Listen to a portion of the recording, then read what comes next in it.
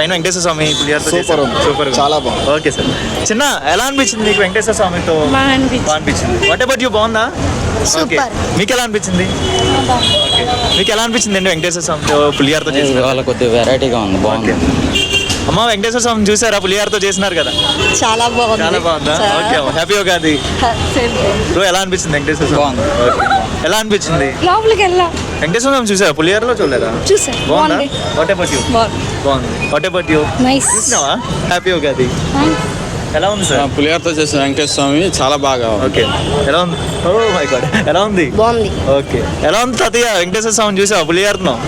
ఏడుకొండ స్వామి దయ వలన ఈ సంవత్సరం ప్రజలందరికీ సుభిక్షగా ఉండాలని, పరిపాలన విధానం కూడా రాష్ట్రంలో దేశంలో సక్రమంగా ఉండాలని, అన్ని దేశాల కంటే ముందు పేరు సంపాదించుకోవాలని నా కోరిక.